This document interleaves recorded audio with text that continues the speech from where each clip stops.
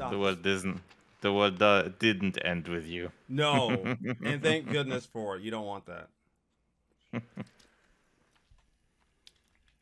I don't want that. I'm not ready for that shit today. Tomorrow, maybe. Not today, though. You don't want that today. Trust me. But yeah, man. We're back.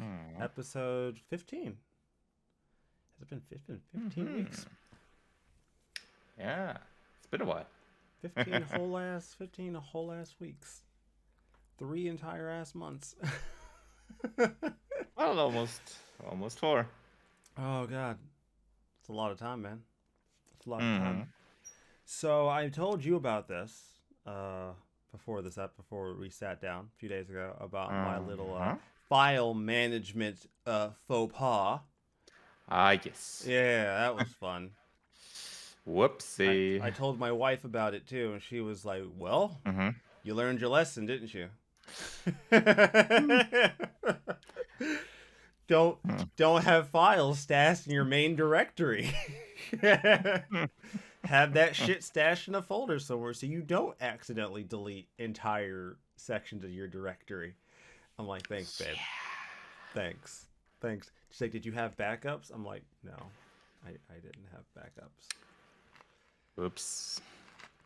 Also, I also learned that there's no recovering from that when you delete that many video files, because that was like 300 gigs, if not more, of actual video files, and Windows ain't keeping that shit.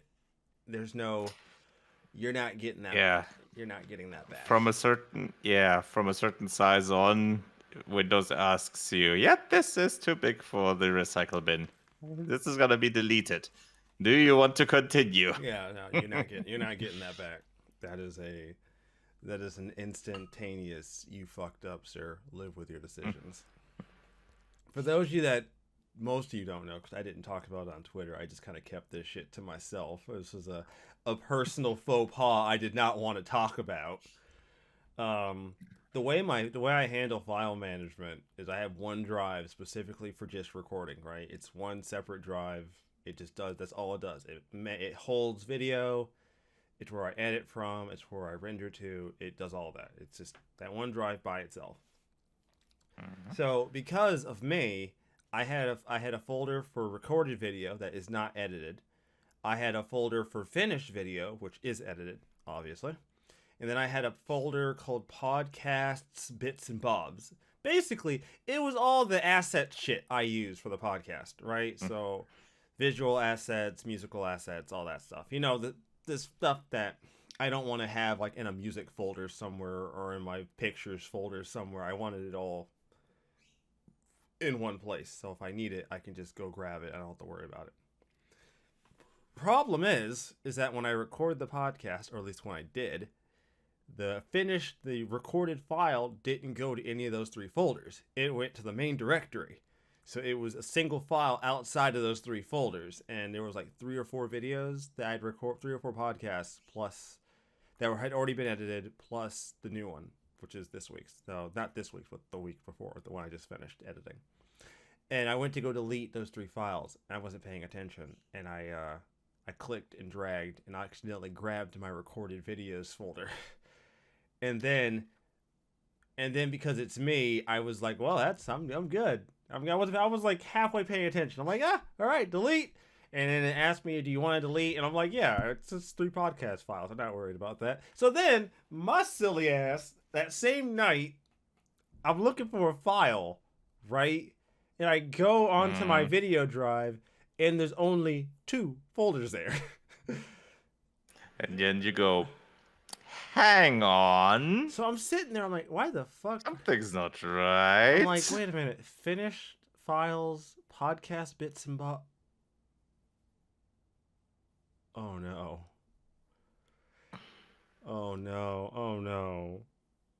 I had deleted it. So at that point, I'm like, okay, I can recover from this. It's not going to be fun. I just had to redo some videos. It was mostly unedited stuff. It wasn't like I lost save files this time around. Thank God. I didn't lose save files. I just lost recorded video, which is... That's more of a time thing than like an actual like soul-crushing defeat as I've dealt with in the past. So Yeah, I learned my lesson. Don't keep shit stashed on an open directory where you might run the risk of accidentally click and dragging, selecting, and then deleting at some point because you might just delete 300 plus gigs of video assets. Yeah. And you can't control alt delete. You can't control Z that shit back. Once that shit's gone, Nope. you're not getting that back. That's over. It's gone. You're not. And thank God you had save files that could go back to that part. This is why I do a now 10 save rotation instead of a 5 save rotation. It may seem excessive, but I had it specifically for situations like this. And You didn't know it was coming, but you knew somehow. I look, man. I've been doing this long enough. If anyone is capable of fucking something up, of fucking it up, and not being able to fix it, this guy right here, this fucking guy, that's me. I'm the guy. You know, when you talk about wanting to fuck some shit up and not having a way to fix it, and then you're just stuck with it. And my wife, because she's like corporate, she's like I call her the corpro lady, and she gets really upset with me about calling her corpro lady. She's like, "You make me sound so evil." And I'm like, "Hey, that's not the point." But that was kind of the point. That's just the side bonus. Yeah, I'm like, since you're the corporate lady, she goes, "Well, you learned your lesson, right? Don't stash important shit on the main directory, where you could end up accidentally deleting it." I'm like, "Yeah, great." I'm like, "Thanks, babe." She's like, "And what's the rule for backing stuff up?" I'm like, 3 copies or it doesn't exist. And she goes, "Exactly. Good job. You did learn something." I'm like, "You know what? Whatever. I'm not dealing with you. This is 3 copies or it didn't happen, CD. 3 copies or it never existed. That is it. That is the rule of thumb. 3 copies or it never existed." But when you're dealing with files when you're dealing with shit like I am, that's like 10, 20 gigabytes a piece, 3 copies is difficult to come up with. That's a little bit harder for me to manage at that point. I want a NAS, but the more I think about having one, the more I'm like, how big does this NAS have to be for me to actually like make this worthwhile? And I'm like, oh, that's not a problem. They can go big. yeah, I know, and that's the problem. That's my problem, because it's like, I want to be reasonable, but that part of me is like, dude, go all in. And I'm like, I don't need like, I'm not Linus over here. I don't need that kind of like storage usage, but having a backup once in a while would actually be helpful for me to make sure I don't end up,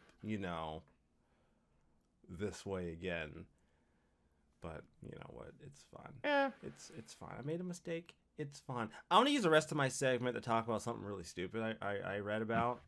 So, as you know, Atlas is bringing Persona 5 Royal to like current consoles now, like the updated version of it. And if you have a PS4 version, you're just out of luck. They're not offering any means of upgrading.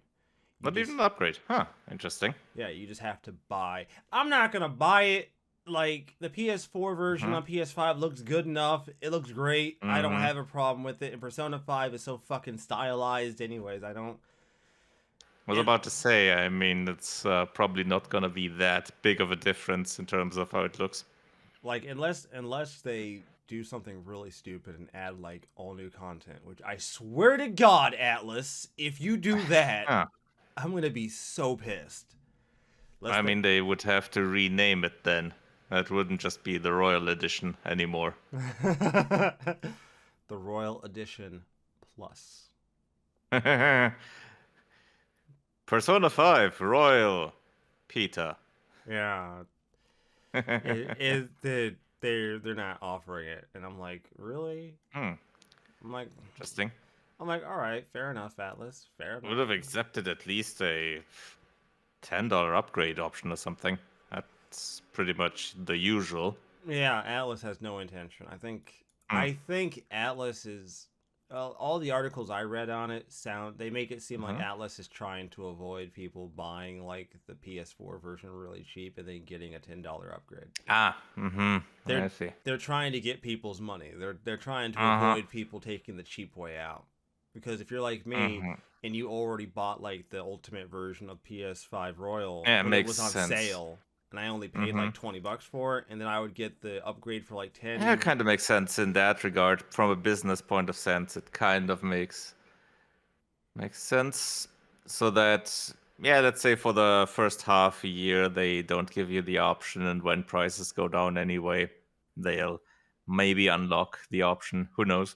Yeah. But they probably just won't bother.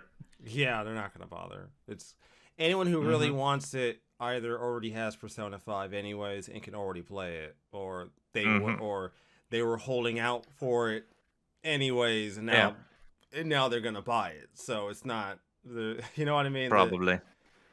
not to mention the fact that people want to play. I mean, I wouldn't recommend it, but like, what was it? The original Persona 5 has been available via PS Plus via that what's it called? Mm-hmm. That thing Yeah. you get if you have PS Plus. It's like that. They give you a bunch of PS games. Plus Essential now, Yeah, or is it the PS Plus? you got like God of The War. special that collection that you Yeah, get for PS5 when you have PS Plus, if you have a yeah. You PS5 get like a console. collection of games. So you'd Yeah. already. I mean, I personally wouldn't Mm-hmm. go back and play the original Persona 5. I would just play Royal. But Mm-hmm. if the Yeah, option makes of not sense. playing Persona 5 and playing Persona 5, I'm going to play Persona 5. So, Yeah. there you go. That's just how it's going to be. That is Mm-hmm. how it's going to be. So that's where I was. Yeah. That's my mindset. I'm not like too bent because I don't really need another copy of Persona 5 in my life. Maybe I'll grab one on Switch just Mm-hmm. because there's going to be physical, so I'll probably grab me like one physical copy on Switch just to have it. Mm-hmm. Just because, but other than that, I'm really not that I'm not that bad out of shape, You're not honestly. bothered. Yeah, Mm. I'm not bothered. And no, I'm not going back and doing that shit. Nah, fuck y'all. I'm not doing that. I don't care if it comes out on Switch, motherfuckers. I'm not doing this shit again. I played through the game once. I'm not doing this again. God. Mm-hmm. Too many people I know are like, so you're gonna go back and like do it on Switch now? Like, no, I'm not gonna do it on. No, it stays on PS5. That's where it's gonna stay. Go back and Mm-hmm. do this shit again. I just got time like that. Like I don't have other priorities. Like I don't work a 9 to 5. Who does that? Yeah, who works a 9 to 5? Come on. Split shift or death. Those are your only real options here, ladies and gentlemen.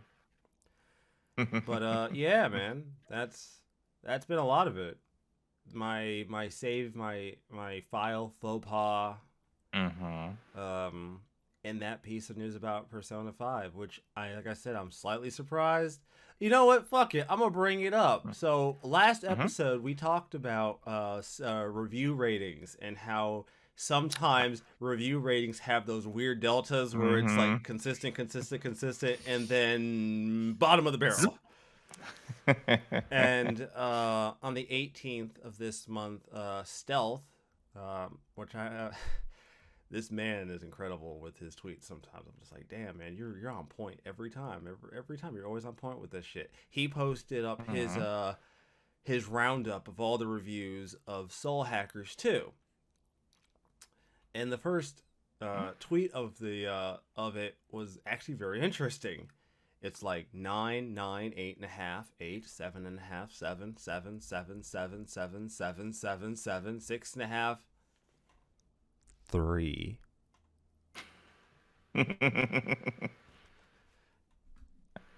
I really should go out of my way and read the gaming trends article Mm-hmm. on this. I kind of want to know, Mm-hmm. like if you score something a 5, that's like middle of the road. I know that these days scores have been kind of skewed hard these days to where Mm-hmm. like if it's a 5, it's basically unpurchasable. You know, like These days, It's been like that for a while. yeah, if a game scores a 5, it's basically don't buy, right? But like that's a 5, my dude. That's a 5 out of 10. That's mid. Mm-hmm. That's the definition of mid. But dog, if you score a game a 3, that's I gotta be a reason for that. That's borderline unplayable. That's a 3 is borderline like not content I want to participate in. That's all that is. Yeah, that's pretty much pretty much trash. Yeah, so I'm very interested. And again, I think that was the lowest score. The only other score that got close were 6s, and there was only 3 of those out of all the reviews, all the review sites that he posted scores from. So I'm still gonna play Soul Hackers. I don't give a fuck what these review sites say, but yeah, you know, OpenCritic has it on an average of a 76. Okay, that's fair enough. Just about as the top critic average. That's Let's fine. see, is the general average? I'll be honest with you. I wouldn't be surprised if most of these reviews were Persona was better. Unfortunately, a lot of SMT based games now have been getting compared to Persona 5. Ever since Persona 5 came out, they get compared to it, even when they're not the same kind of game. I think when Persona 5 came out, people were like, oh, it doesn't have social links, you can't do this, it doesn't do this, it doesn't let you do this. It's like, well, that's not what the game is supposed to be. You fucking, here's the point, my dude, and here's you. You totally missed it. Congratulations. Shall I read you the excerpt that OpenCritic has from Gaming Trend? Oh. Soul Hackers 2's only saving grace is its visual design. The characters look cool, the town is interesting, and the UI is somewhat stylish, but that's it. Ouch. It's not broken or anything, just incredibly uninteresting. There's absolutely no substance to the story, characters, battle system, or level design. It's such a shame because that style is very appealing, but there's absolutely no reason to play the game otherwise. So yeah. Damn. There you have it. Damn. Damn. Mm. Damn. Okay. Damn, you're gonna hit me with that shit. You know what? Never mind. No, that wasn't for clicks. That was legit. That was okay. You got me. You got me. Apparently, yeah, that game really didn't jive with the reviewer. Yeah, it doesn't sound like they liked it at all. They were not a fan. No. Now, CD, I know you've been busy with other things this week. I mainly played a little bit of Valhalla, but not much. Continued the main story there. I had a short look into the new season of Path of Exile, but didn't have a closer look at the new mechanic yet. That's gonna be probably next week. But yeah, besides that, I've been working on a little app that I'm gonna use in the future because I like to keep research notes organized somehow, and so far I've started using Scrivener for that.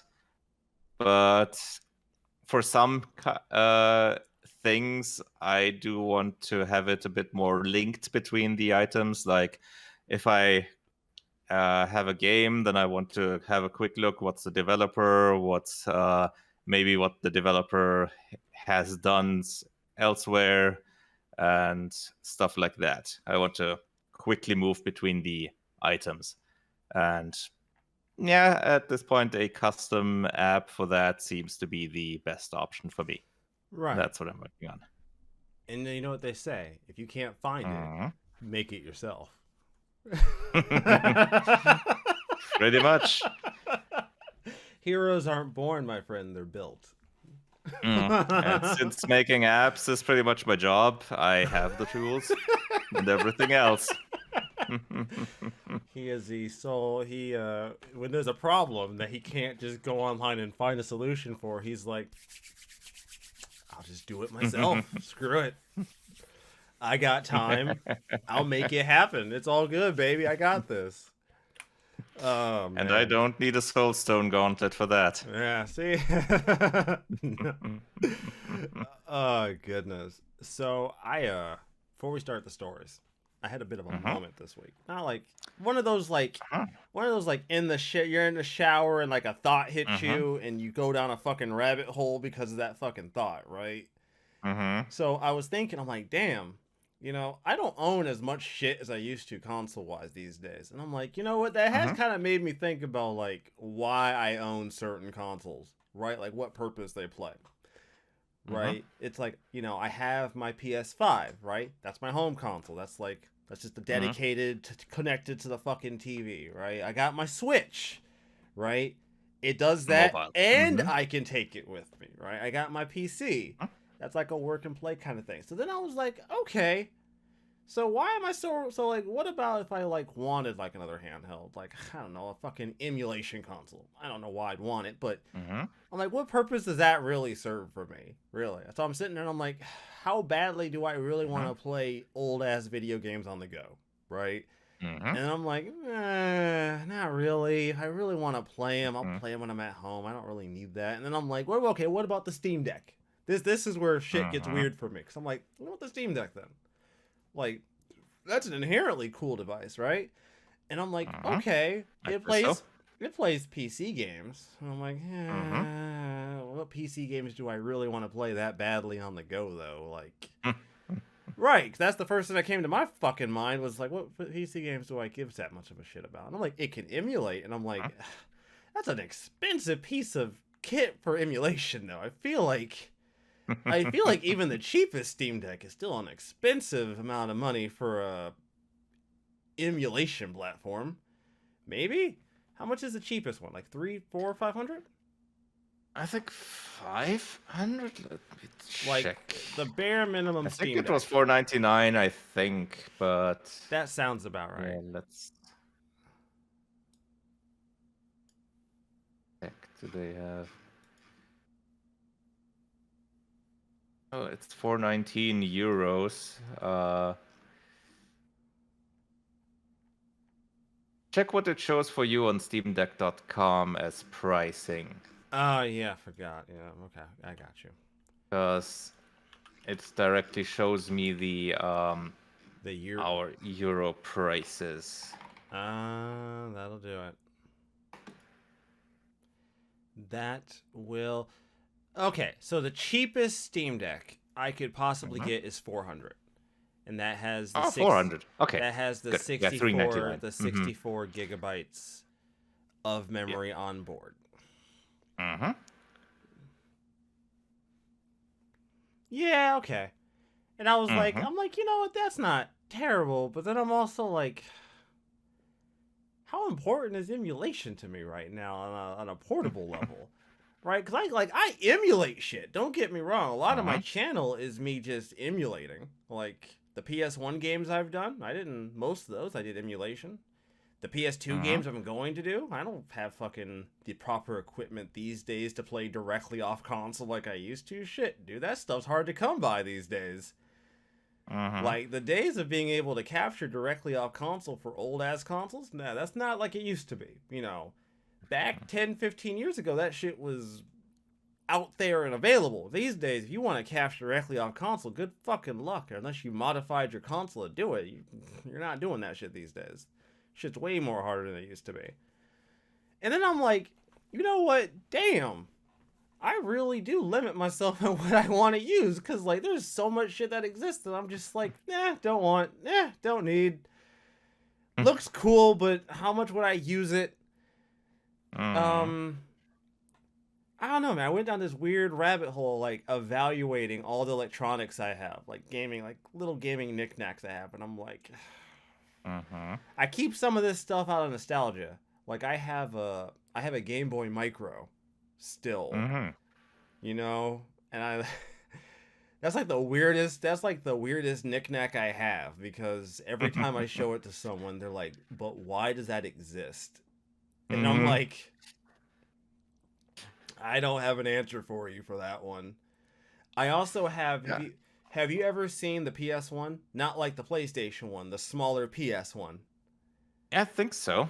Yeah, I have one of those too. Not in person, but yeah, Yeah, I have one of pretty those. small, I think. Yeah, I have one of those too. And that's another one of those cases where one of my buddies saw it. He goes, "Why does that even exist?" I'm like, "What do you mean?" He goes, "That came Mm-hmm. out around the same time as the PS2. Literally. Like that model came out. Probably because it was cheaper, I'm guessing. Yeah, I'd imagine it was like, oh, you can buy your kids a $200-300 PS2, or you can spend like less than half that and get Mm-hmm. access to an entire library of affordable games for PS1. But why would you do that if you could Yeah. just buy a PS2 and also get a DVD player built in? The funny thing is that apparently the PS1 outsold any other console at that for the remainder of the year, including the PS2. Fuck. Fuck. Yeah. Okay. Shit. Never mind. Overall, it still sold 28.15 million. Fuck. Yeah, that was definitely Yeah. a good choice for Sony to do. Holy shit! Holy shit! I Uh-huh. figured it sold, but I didn't think it sold that well. Mm-hmm. I guess the PS. I guess you really can't. You can't put the PS1 down. The And PS1 was. it was only discontinued in March 2006, so that's almost 6 years that was around. Holy crap! Uh-huh. I mean, Yeah. it's not too surprising. The PS2 was Oh my also god. around a lot Oh my longer god. than the PS3 launch. Dude, they were still releasing FIFA games, like current FIFA games on PS2 all the way up until they officially discontinued it. That console was still getting games. Mm-hmm. Not many, but it was still getting the odd release here and there. So, you know what? In hindsight, I'm not all that surprised. Yeah. Um I'm guessing though that you didn't have the combo pack for the PS1. I did not. I did not. Which, for our listeners and viewers, was an additional LCD screen, a I've 5-inch screen yeah, on top of the PS1. I've seen it. I've seen that. Uh-huh. That's actually been for sale at one of my local shops. I've almost been Mm. tempted just to buy it, not to use it, but just to say I have it. Mm. It's one of those weird novelties that I'm like, I don't want it. I don't really need it, but it'd be kind of cool. But then I'm like, I have better ways to spend my money. That's ridiculous. Mm. The Um, other, it makes sense in combination with the other thing that was included in the combo pack, mm, the car cigarette lighter adapter. yeah, that actually does make sense. So you could power that thing from your car. Yeah, that makes sense. What was the Uh, power? I wonder what the actual like power needs for that. They must not need that much power. If you can power it Probably from like not that much, yeah. from a car cigarette lighter. Mm. Damn. I mean, it was just a PS1 and a small LCD screen, so And it's yeah. not like it had like a power brick. It was all. It's not like that. Not like it needed a power brick or anything. We didn't start to see those with consoles until the 360. And I don't know if you've ever seen what the 360 power brick looks like. Mm, Have you? not directly, but I can imagine it was pretty big. I can imagine it, yeah. Yeah. That's about what I was Yeah, imagining. it's pretty hefty. It's a pretty hefty piece of kit. Hmm. So we're gonna Yeah, get power supplies when they need much power can be quite big. So we're gonna start today's show off with a little bit of a flex for some of the franchises that Sony has brought to the PC. Hmm. Spider-Man's players peak up from yesterday, but God of War keeps top spot. Spider-Man is $60 versus God of War is $50. So will be the first biggest launch in revenue. This is primarily talking about peak players for these games. God of War, at the time of this, which was August 14th, had peaked at around 73,529 on PC, with Spider-Man coming in Not very far off behind it at 63K, well 63.5K. Horizon Zero Dawn at 55, and Days Gone at 27.5. I'm gonna say 5. I'm gonna give them the benefit and round up by like 50 people. I think that's reasonable. Yeah, gonna be honest, man. I think Sony. Sony's had a really good track record with these people who are bringing these games over to PC. These games have done really well. I mean, Horizon Zero Dawn had its launch foibles, right? But yeah, definitely. It had its launch foibles. It wasn't perfect, obviously. Yep. But they kept working on it, and after a while, it was really good. I'm really interested in Sony's approach so far, because it seems to be like they release these games, they give the games a solid year, 2 years, 3 years. Now it seems like it's a handful of years on their own, launched on their console, and then they bring in the PC. And they have them launched on PC just far enough out to where the people who really buy them are mostly the hardcore PC players who probably weren't going to buy the console anyways, usually. Either not going to buy the console, or maybe they already have the console version and buy the PC version additionally. So they're doing this in a way that they're not directly eating into their own, like, to their console software sales. Like, their console software isn't hurt by these launches, right? And this isn't a case of like, look, I don't know how Game Pass works, so to speak, as far as like revenue goes, where like if you launch a game comes out physically for your console, but then you also have it on like Game Pass for a PC as soon as it launches. How does that work out? How do you assess those type of sales out? Is there even a sales number attached to that? Do you take those sales numbers that you hear about that seriously if it's already on Game Pass? Because they didn't technically buy it. Does that even count? It's a mess. But they don't. I don't think they count stuff in the Game Pass as sales. I think that's usually counts as game time. Just pure game time. Okay, yeah, that makes sense. I don't think they count it as sales. They might count it as accounts added it to their thing, but I don't think they count that as sales, because they probably get money according to how much people played it. But yeah, so or maybe a basic flat rate at first, and then additional bonuses for game time played or something. So not sure about those details.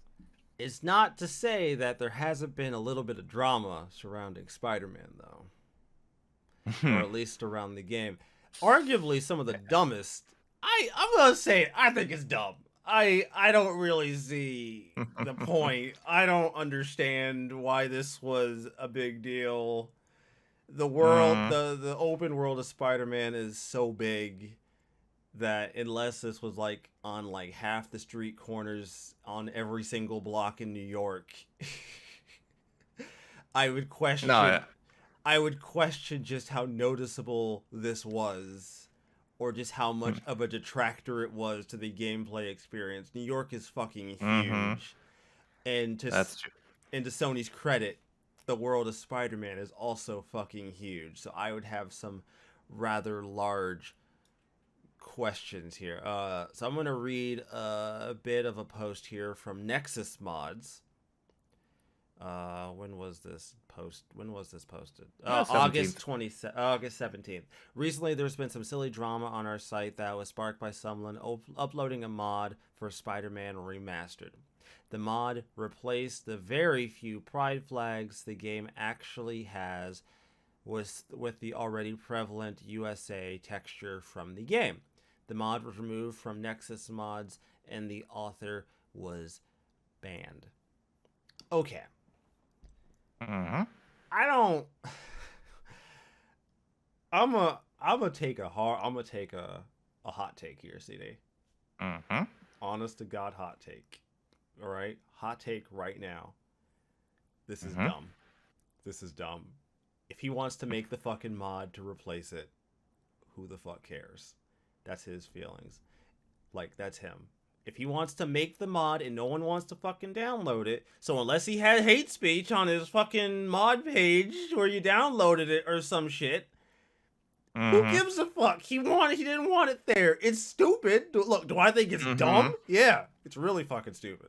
I think it's hella dumb. But Yeah, banning him over it, I don't vibe that, because at that point, you're making a statement, and I don't like me.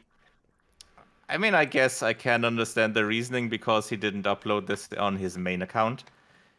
The modder made a separate account. You can see the name in the second paragraph, Mike Hawk. And yeah, I'm pronouncing that separately for a reason. Because if you pronounce that a fast way, then we're getting into a territory that definitely shows why this wasn't a serious attempt. Yeah. This whole thing. And I can understand. That's the like the username. If they banned him, yes. Yeah, if they banned him over the username. Nope, it's not the username. It's the combination of things. That he made an additional account under this name and uploaded the mod specifically there, which shows he wasn't really serious about the whole thing. Anyway, he didn't really. It wasn't a hill he was willing to fight on. As they said, it seemed more like a troll. The whole thing. I honestly want to know how well that mod. And did. I kind of do. That's if I don't know how long the mod has been even on there. It's probably not just for a day or two at most, and until they removed it. But yeah, probably in between the news of in between the articles of this mod was uploaded and this mod was banned was probably a spike in downloads. Cause I do remember seeing something about it on Twitter. I didn't pay that much attention to it, but I do remember someone bringing it up and saying that there's a mod to replace it. Which my first thought was, well, welcome. What I'm interested in with this mod is because I've seen conflicting. I'm unsure about what's actually the deal there. I have to research that a bit further. If that's out, if the information is out there. Well, some people claimed because the mod is so small that it's unlikely that there's the actual texture in there to replace the pride flags in the mod. That it somehow enabled a different region for the game. Like a Middle Eastern region, something in that area. Yeah, that it just switched that. It just switched the region for the game.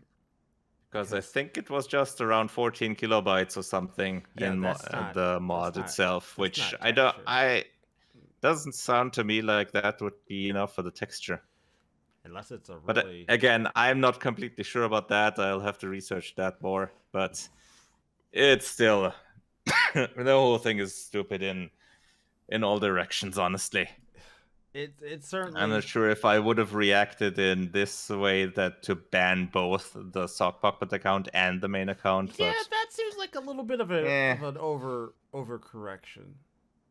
Yeah, maybe they could have banned the sock puppet account and given the main account a warning. Yeah, I'd be like, that he's on notice or something. Yeah, it's like, man, don't do that shit. Maybe that would have been enough. Yeah, I don't think you needed to ban him. I don't really see the utility. I mean, I guess if you want to send a message, you want to make a pariah. I guess you want to make a pariah out of somebody. You want to send a message. You fucking hang him up on. You fucking tie him to the stake and fucking light that shit on fire. That's how burn the witch. Yeah, that's how you do it, bro. 400 years of history. What have we learned? We've learned that if you want to send a message, you put them motherfuckers either you put a noose around them motherfuckers' necks, or you burn them alive at the stake, and that usually works. Or you bring out the guillotines. Yeah, take somebody's fucking head off, hang them, fucking burn them. One way or another, they get in the motherfucking message. The message has been received. You know, you got two stories here involving Activision Blizzard. Okay. I'll start with the more fucked up one. Mm-hmm. So, Activision Blizzard, the paragon of equity and Mm-hmm. And fair treatment fair treatment and equality. and all around greatness. Yeah, fantasticness, if you will.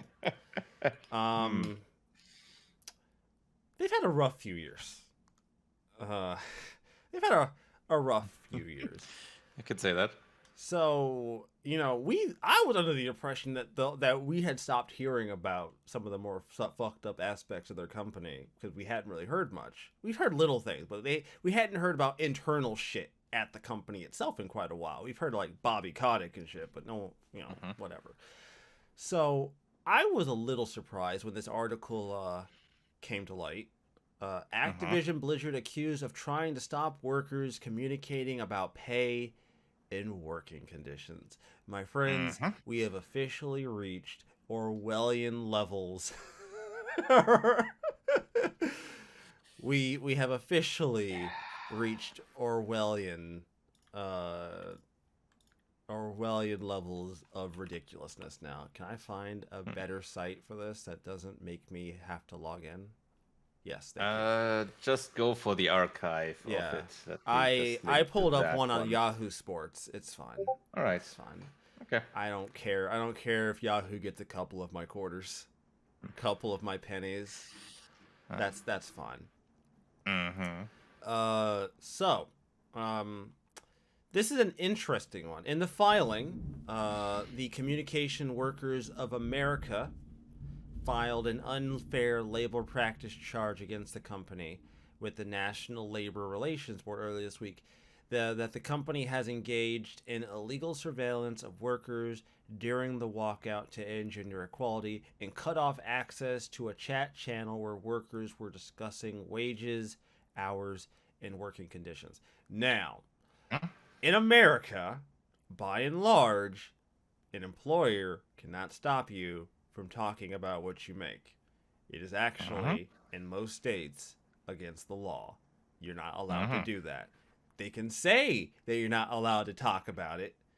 They can say that, but legally, they can't stop you.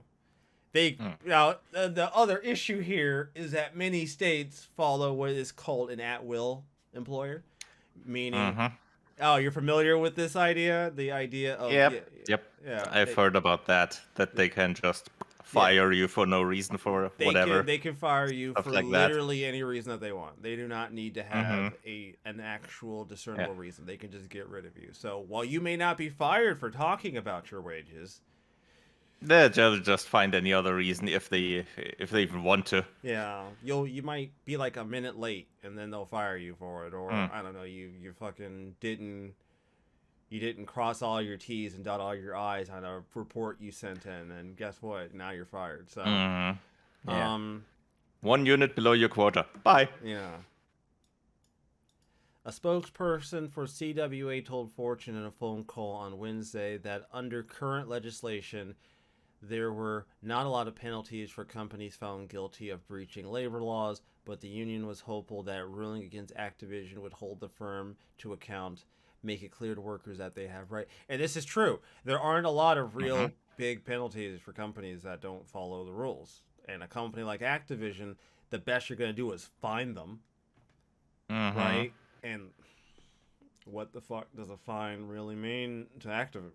Activision was willing to pay out a couple of millions to drop suits in the past, to drop entire stories so that they didn't have to deal with them anymore. So obviously money isn't really the largest obstacle they have to. At best it's press, but let's fucking be real for a second. Activision's already looks shitty, so Yep. Any press is good press for them. They don't care. Yeah, they don't give a shit whether or not they look bad. Yeah. I am more interested though in what this would. I am more interested about like, because Activision was currently like on list to be bought out by Microsoft, right? Yeah, they still are. I kind of wonder, like, maybe Microsoft just doesn't really care about like the overall strokes of this, and they're just like, well, once we get the company, we can do what we got to do, or maybe not do what we got to do. That's probably how that's gonna work out. Yeah. Yeah, it's like, okay, the company's a train wreck. But I mean, they knew that coming in yeah, because I mean, this is not new. This is not a recent development. um so yeah, this is really more just a case of Activision trying to shut down employees from talking to each other, from Yeah. communicating, which also does kind of bring into stark realization, because there's a Hmm? big joke amongst World of Warcraft, the World of Warcraft community, which is that Blizzard is incredibly cheap and does not hire a lot of Mm-hmm. people to run support for the game, which is one Mm-hmm. of the big reasons why which is one of the big reasons that a problem can be heard about, right? I mentioned about that the whale who went like 2 and 3 weeks not being able to PvP, and it took them like two Mm-hmm. and 3 weeks before they could actually like even attempt to fix the problem that he was having, right? Hell, it took them like 2 weeks before they even got back to him about the problem that he was even having. We're not even going to talk about Whoops. fixing it. I don't mean fix it. I mean you email me Mm-hmm. back to acknowledge that there is a problem. It took them like 2 and 3 weeks to even acknowledge the problem. So obviously they got issues. Like, Mm-hmm. you Yep. know, Kind of busy. yeah, they obviously don't have stat. I mean, from what I've heard, they just don't pay the Mm-hmm. people who run the support very well, and those people just don't Yeah, stick. not surprised in that regard. Yep. Those people don't stick around, and Mm-hmm. then now you have less and less Big support staff. turnaround. So yeah, big turnaround, and the new people aren't learned in by the old people. So they just have to pick up the slack, and obviously, if they're not that much motivated anyway due to the pay, yeah, things are just gonna fall off by the wayside. Yeah, you're So gonna. in that time that the whale had his problem mailed them, his the guy reading his first mail was probably a different one reading his last one, Yeah, and then finally replying. yeah, because like what ends up happening is you have people there, right? You burn through them, right? Mm-hmm. They don't stick around long enough to teach anybody, right? Yeah. And that depends on whether or not they're actually long term or not. They might have only been there a couple of months, so they burn out. So now Mm-hmm. you got to bring new people in, but now you got to throw the last people's work on their shoulders plus whatever is also going on. Yep. So now you burn through them. Mm-hmm. You know, Yep. just And that's gonna just keep on repeating.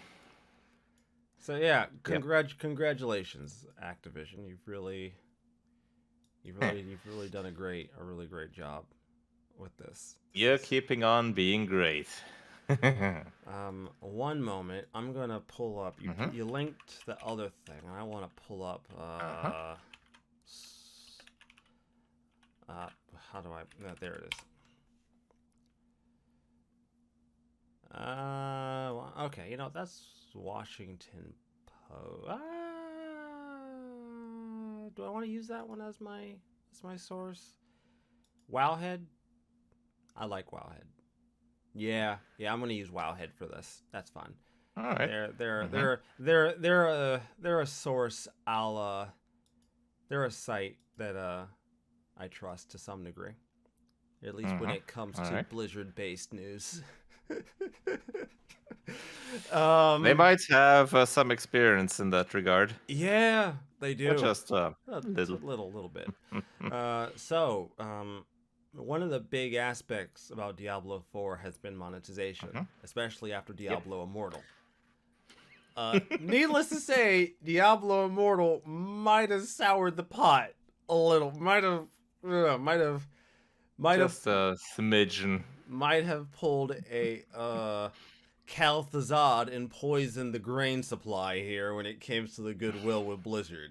That's a Warcraft 3 reference. Kids, go on and play it. It's a great game. People might be a bit apprehensive now. Yeah, a little bit. Maybe don't. Maybe just look it up. Look up a story recap. It's fun. Either way, experience it one way or another. So, Blizzard. So there's been a lot of talk about what this monetization thing is going to look like for Mm-hmm. Diablo 4, and apparently Blizzard decided to open their jowls and Mm-hmm. elaborate a little bit. So I'm not going to go Yep. through like all this super duper in depth. As always, I will probably have a link to this to Mm-hmm. this story and to this to these notes if you're really super duper duper interested. But I'm going to go over aspects of this that I think are Mm-hmm. important or that I think are interesting or maybe that you might Yeah. care about.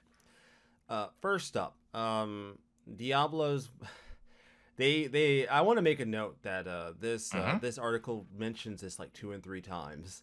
Mm-hmm. Diablo 4's monetization model will not be pay to win and will not include items that can be bought in exchange for player power. Mm-hmm. It'll feature a season pass system, a battle pass style progression like Hearthstone and other games. The season pass will contain free tiers that can be progressed by simply playing the game. Yeah, we've heard all this before. The usual battle Yeah, pass the stuff. Yeah. typical battle pass stuff. Mm-hmm. The in-game shop will feature only cosmetic items. Players can preview cosmetic items in the shop. Many, but not all, cosmetic items will be class exclusive, but can be used on all characters for the given class in the future, which is Mm-hmm. nice. Okay, fair enough. Items bought in the in-game cosmetic shop cannot be traded with other players. Makes sense. That's nothing new. Um, Yep.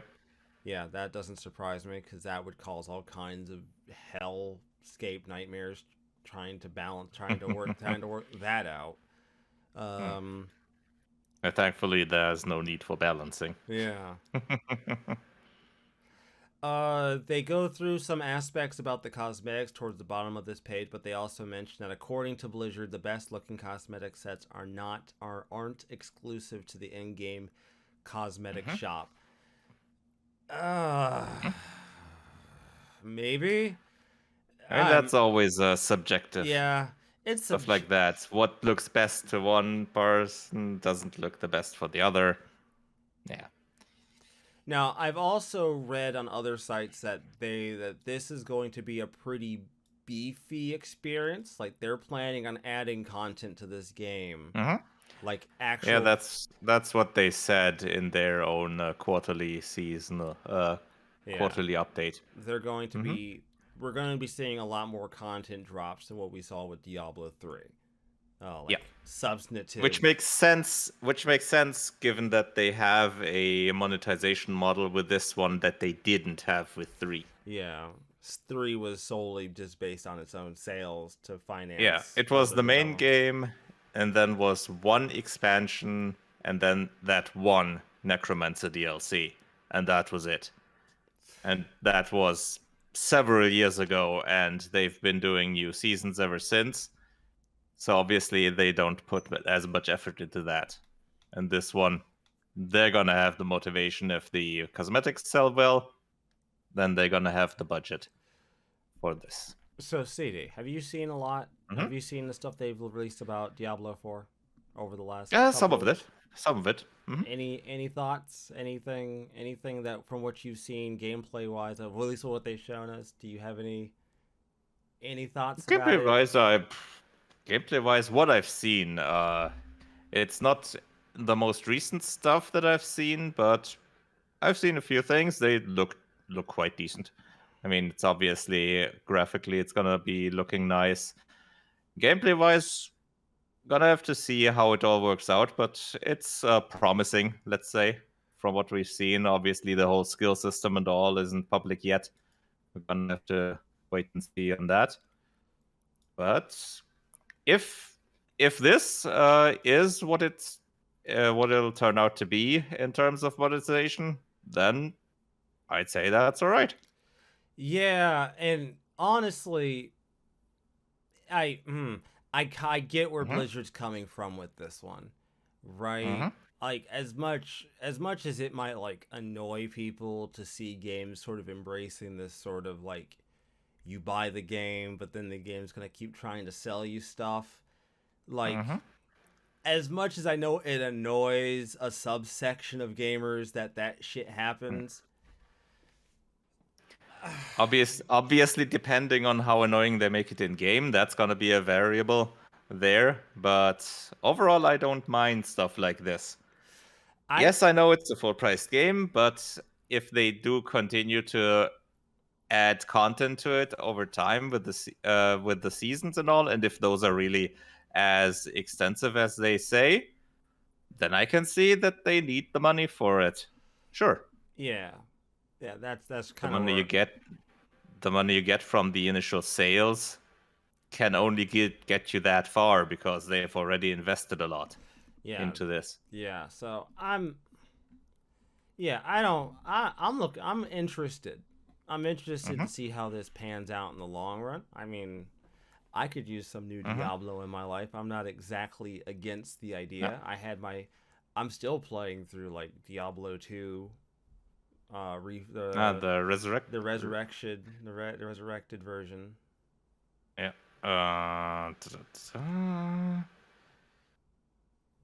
Yeah, it was just resurrected, I think. Yeah, I'm still playing that. Yeah, resurrected. And I'm getting plenty of gameplay out of that. Yeah. Just like boot it up for 30 minutes, kill a bunch of monsters, add a few more stat points, and go about my day. So I'm all down for this. Yeah. I guess I'm probably not gonna pick it up right away for one big reason, because I'm gonna wait until after the reviews come out, because 9 times out of 10, whenever something like this comes out, if they're going to bait and switch us and suddenly add shit that they said they weren't going to add, they're gonna do it after the review period. So I would probably, because obviously the reviews are gonna be before the servers officially go online. They are gonna just have the game there, and obviously we're gonna need to see how well the servers handle the initial rush. Yeah, but I think we're a little hard on companies for like that initial server thing, because I mean, I was gonna... Well, it depends. I'd say it depends, because some can do it better, some can do it worse, and well. Because I mean, like, okay, hear me out. We burnt fucking Blizzard in effigy for fucking Diablo 3 when that shit launched, right? But by and large, as a community, we didn't really hold it against Final Fantasy 14 when Endwalker came out. The difference is here. Endwalker at release was a good game. Diablo 3 was not.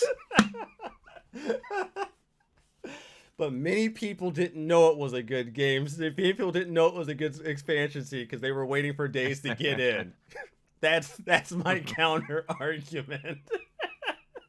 Is it a good one? Probably not. But that's my counter, CD. That's my Uno reverse card, sir. Well, the difference is Final Fantasy 14 has built up a lot of positive karma. In the past. With Diablo 3, not so much. I mean, for one, it was the initial release, so it didn't have much of a chance there. And on the other hand, people were a bit apprehensive in other things, like forcing the game online, which was still a new thing at the time. Because Diablo 2 still had the whole offline-online thing, so with 3, people just didn't see the utility.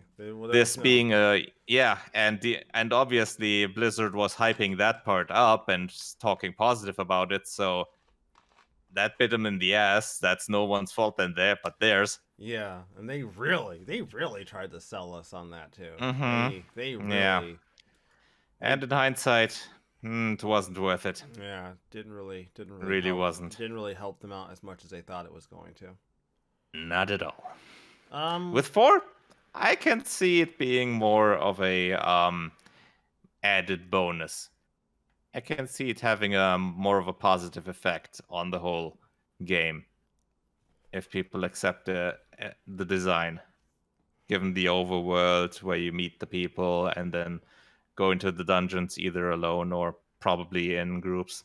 Yeah. We'll see. So, um, the Embracer Group is back in the news again. They keep on going. They keep on embracing other companies and other IPs. Actually, you know what? I'm going to pair this up with something else you posted, actually, before we get to that. About the Embracer Group, the now currently embraced, they acquire the rights, they acquire the Lord of the Rings rights, Tripwire, Tatsujin, Tuxedo, Bitwave, Songtricks, Limited Run, and Your Soul. Jesus Christ. And yeah, in terms of the Lord of the Rings, that's the entire IP rights. What? Really? Mm-hmm. Oh, wow. Yep, that's the entire Lord of the Rings and Hobbits franchise IP rights. Holy shit. That they bought. Because they acquired the, what's it called? The Middle-earth Enterprises. Oh. So, yep. Damn. Hmm. Holy shit. It's gonna be interesting what they do with that. Yeah, and unlike other companies, I'm sure they're going to actually do something with it. One thing I noticed here is that they actually obtain limited run games. Yep. Which is that's an interesting acquisition, but it also kind of makes sense. Like, it kind of makes sense that like a company like Embracer might want a property that deals in like physical based media in their umbrella. 'Cause that's an entire portion of a portfolio right there that you could leverage. And this would also mean that they would have more of a hand in what might get these kind of physical releases, and like how, you know, they would have access to be like, okay, we want this game to get a physical limited run release because we're pushing it really hard, or we want this game to get it, or this game that we have. Because let's face it, Embracer Group has quite a few things it can work with. They have a lot of games and a lot of smaller games as well. Yeah, so there's no... Which, yeah, that they can profit from the handling of something like a limited physical release with some bonus stuff and all. Yeah, so there's no end to what they can do with that. That is honestly a really intelligent move. Gonna be really. They've also obtained Tripwire. For those of you that don't know, known for the Killing Floor. That's what I know them for. I know them for the Killing Floor games. So holy shit, they damn. Okay. We fuck. They really damn. I feel like every time I bring this fucking company up, it's about something else. How much money does this company fucking have? How much money does Embracer have?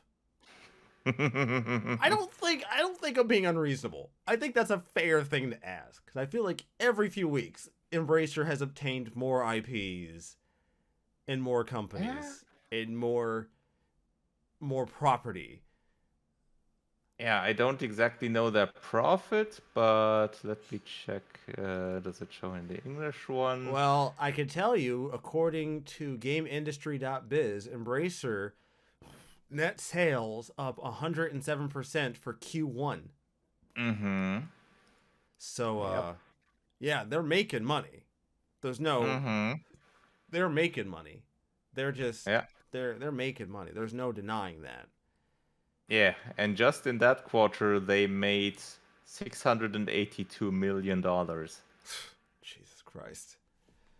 And that's net sales. You know, I made the joke about them embracing companies. I didn't actually... I didn't think they were going to continue to keep taking me at my word. If I had known that, CD, I would have expected you to stop me from making those fucking jokes. I didn't think you were just going to let me keep making them. I thought we were friends. Maybe we're not. Maybe that's what you're trying to tell me. But I thought we were friends. I thought you were going to stop me and be like, hey, man, maybe you shouldn't do that. So before I end today's show, there was one last thing I wanted to talk about. That was Mhm. also on the list of things that's been in the Discord chat this week. Um, Mhm. it is to my great depression and my great sadness that Snatcher will not be on the Sega Genesis Mini 2. It pains me to say there will be no Snatcher. That hope was snatched right out of your hand. Yeah, I'm very upset to know there will not be Snatcher. But I also, but my dude, like, hold up. Snatcher's not Mhm. here, but Sewer Shark is. I got a question. Y'all got me messed up. You all put Sewer Shark on here and still And Night Trap. Sewer Shark in Night Trap, and you still went out of your way to disrespect me by not having Snatcher in English. Just disrespect the shit out of me by not having it on here. That is some blatant level disrespect. But despite me feeling wronged, and believe me, I do. I've not hid the Very fact that much. I feel wronged. Um, I think that it is a safe and fair thing to say that this is a really good looking set of games. Mhm. Yeah, Um, I'd agree there. I don't. I think it would be hard to ask. I think that at this point, if you were not satisfied with this list of games, I mean, yeah, you could always add more, but that's kind of the problem, right? Eventually, you have to stop. Yeah, You have to obviously. you have to stop somewhere. Mhm. But I Yeah. think I And think this is a set of as a set of 60 games, it's a pretty diverse offering. yeah, you get Echo the Dolphin. Yeah. Remember that Both game of CD? them. The Echo the Dolphin. yeah. Your your Yeah. your favorite Genesis video Of game. course. Always. Both Sega CD versions. So the music gets to be extra creepy. I would have loved to have been a fly on the wall for that storyboarding for that game. I would have dude, I would have died. They would have been like, Mhm. all right, guys, hear me out. All right. So, I want to make a game about a dolphin. And they're like, huh. Mhm. So, like an underwater video game. Yeah, exactly. Mhm. Okay, cool. So, go on, explain. He goes, well, this dolphin is named Echo. Okay, all right. And he's like swimming around, hanging out with his friends, having a good old time. Okay, yeah, all right. Seems seems like a kid's game. Okay, we could probably work with this. And then all of his friends get hoovered about the ocean by a fucking vacuum by a bunch of aliens. What?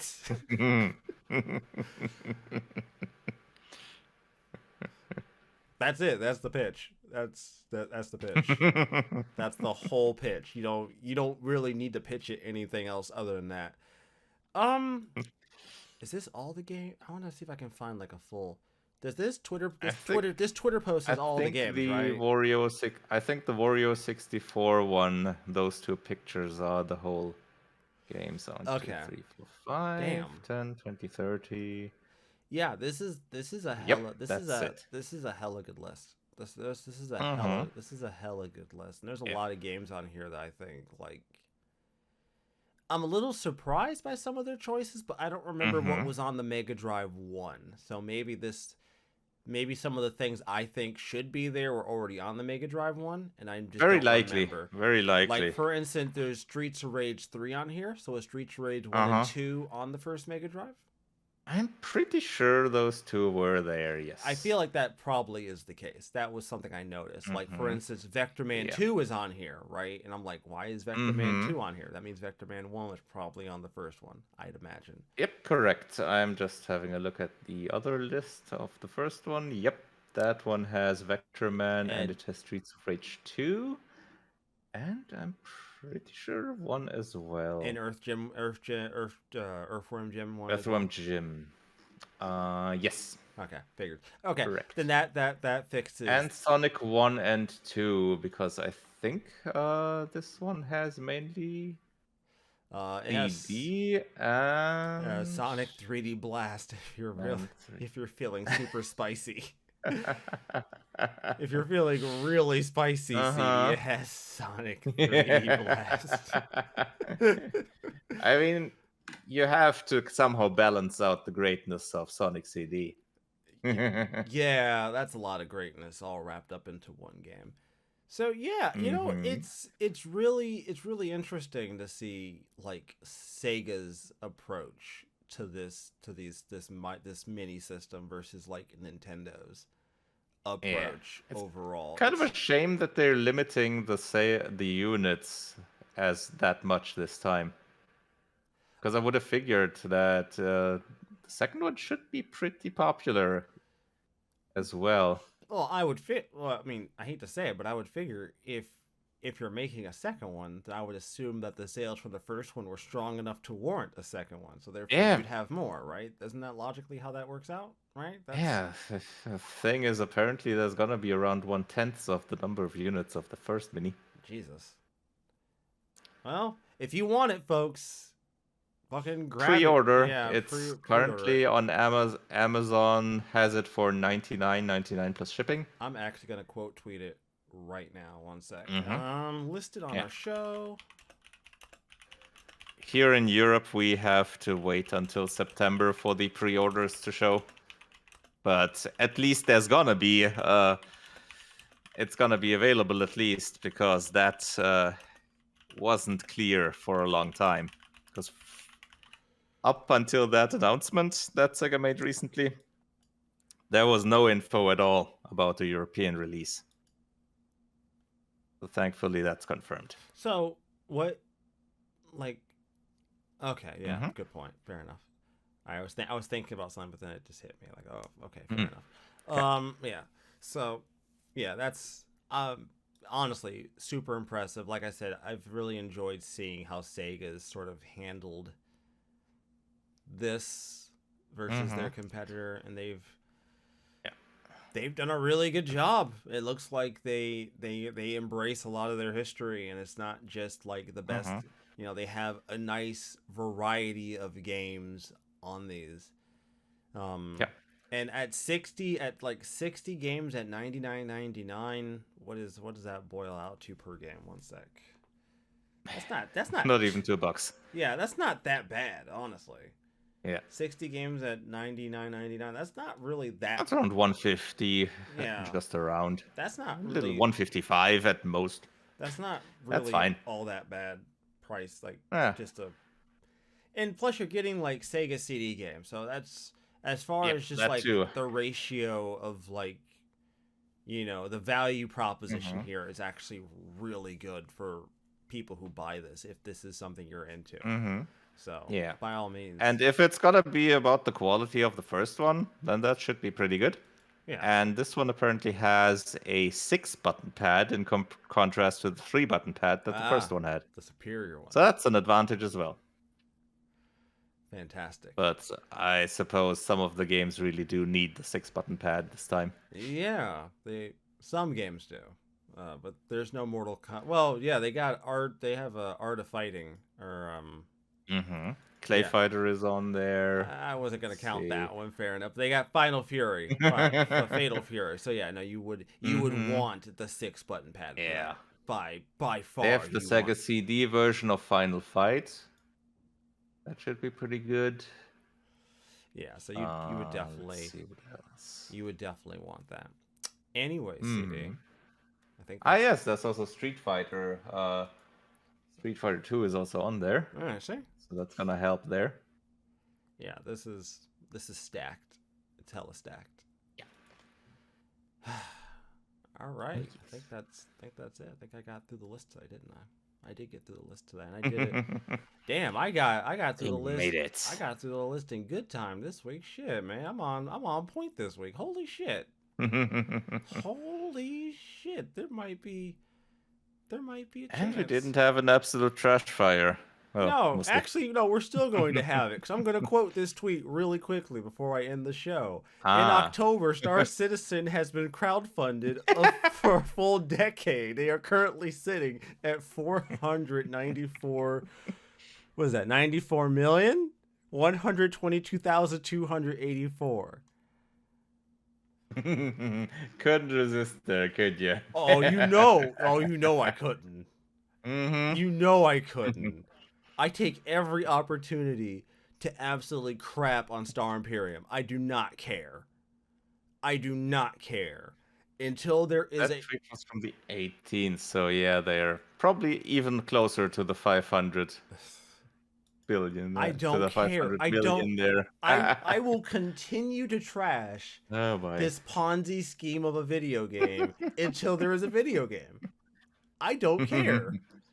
There is no benefit of the doubt anymore. I refuse the benefit of the doubt. You don't get the benefit of the doubt when you've raised $500 million and have very little, if anything, to show for it. Yeah, and when another game is on track to